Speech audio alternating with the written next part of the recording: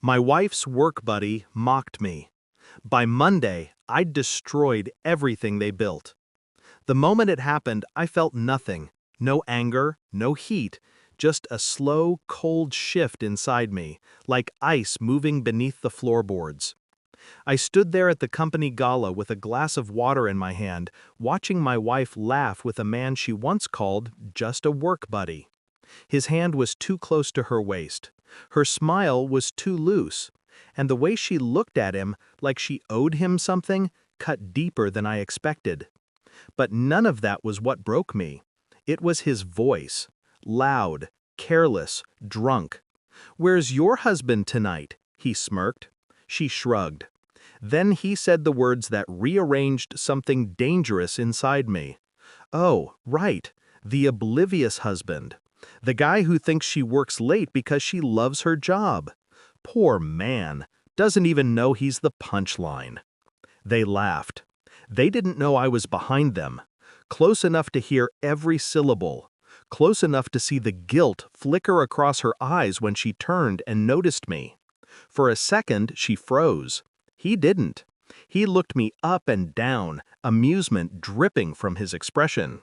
"Oh, hey," he said, "didn't see you. We were just talking about how hard your wife works. You must be so proud." His smile widened, mocking, cruel. Something inside me cracked, quietly. I didn't respond, didn't ask questions, didn't demand explanations. I simply nodded once and walked away. When I reached the exit, my phone buzzed. A message from an unknown number. "You don't know the half of it. Check your email." No name, just a warning.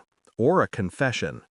That's when the shaking started, not from fear, but from the clarity of purpose settling into my bones.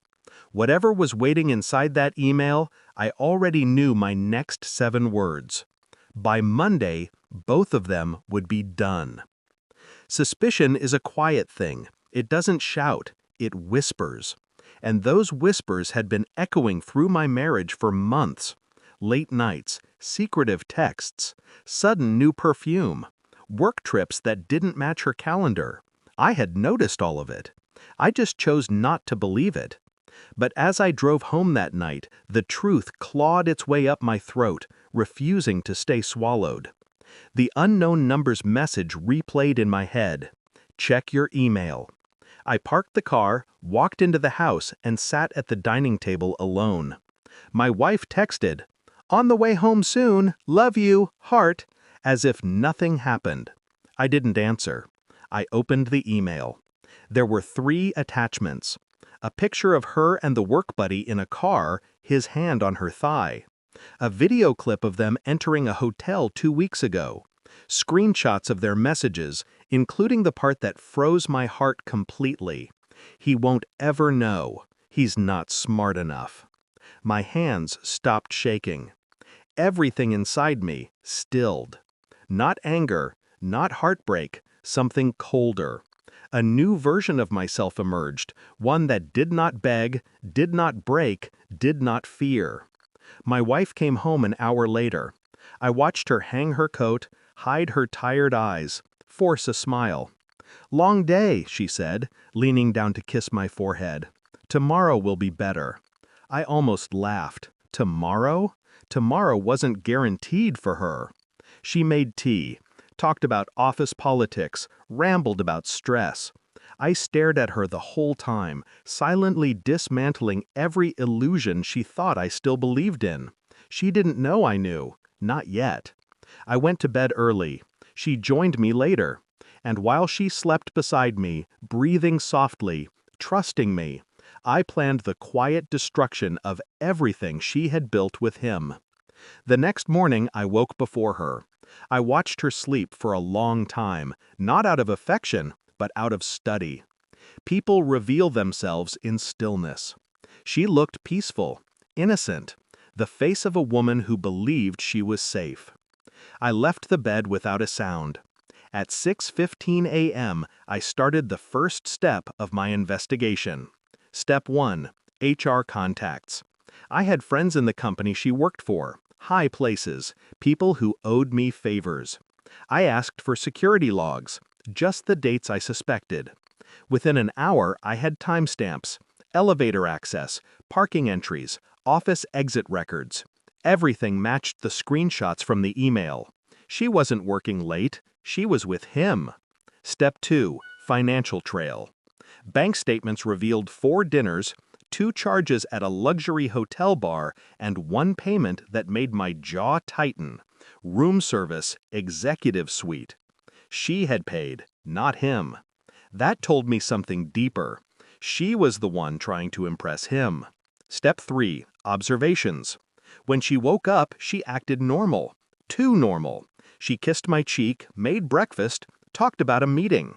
I watched her mouth form lies with practiced ease. I memorized every detail. Her guilt wasn't emotional, it was strategic. She wanted to maintain appearances. So did I. Step 4. Gathering evidence. By afternoon, I had access to internal office camera footage, screenshots of their chats, emails she deleted, videos from a coworker who had seen them together, a copy of the company's internal HR complaint records, including one against her she never told me about. Piece by piece, the truth assembled into something undeniable. But I stayed calm, colder than I had ever been. She texted me at 4:18, "Running a little late today, don't wait up." I stared at the message for a full minute before typing back, "Okay." She didn't know that I had already traced her location.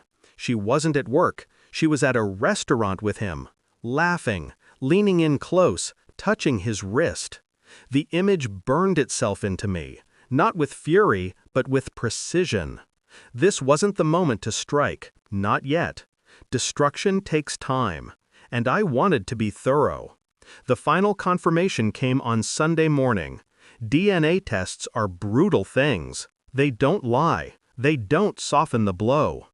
2 months ago, she had told me she might be pregnant. She later claimed it was a false alarm. I tested the discarded items I found in the bathroom trash from that night, to be sure. The results arrived in a sealed envelope. Positive. She had been pregnant. But the second line was the one that hit like a silent explosion. Probability of paternity, 0.0%. Not mine. His. She hadn't just betrayed me emotionally. She had chosen him, built a secret future with him, mocked me in the process. And then she ended the pregnancy. Not from guilt, but because he didn't want complications. I read every line, every statistic, every confirmation. When I finished, I didn't cry, not even once. Instead, I stood up, walked into the living room, and waited for her to wake. At 9:42 a.m., she came downstairs, rubbing her eyes. "Morning," she said. I handed her the envelope. No words, just paper. She opened it, read it, turned pale. Her lips parted. "Wait, this isn't—" "Don't," I said softly.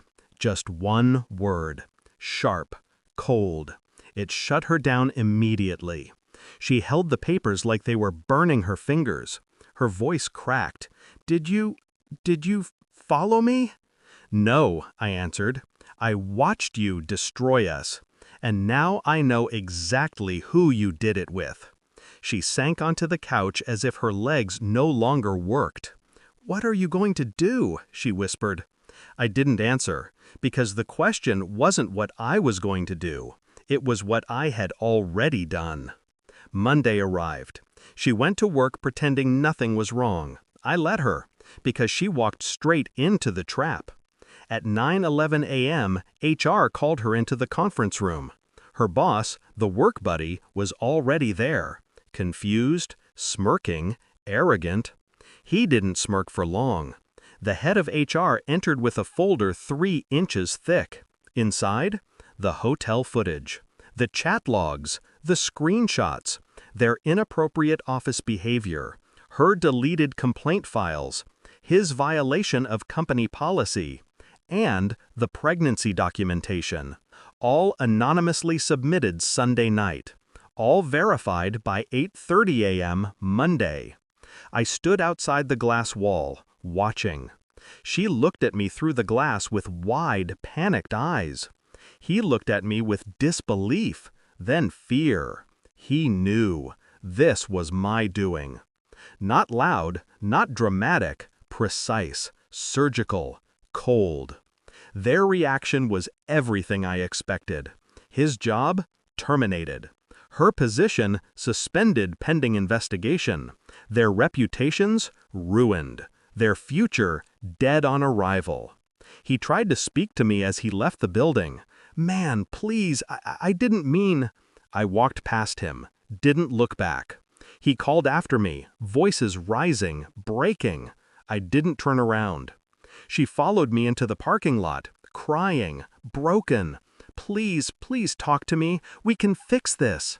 I made a mistake. I turned, finally. "Stop pretending it was a mistake," I said quietly. "You chose him. You lied. You mocked me. And you built a life behind my back." She sobbed harder. I felt nothing. "I still love you," she whispered. I nodded once. "I don't," I said, and watched her collapse. I left her that day, not with rage, not with explosive words, just silence. Cold, final, unmistakable. The house, the marriage, the memories. She could keep all of it.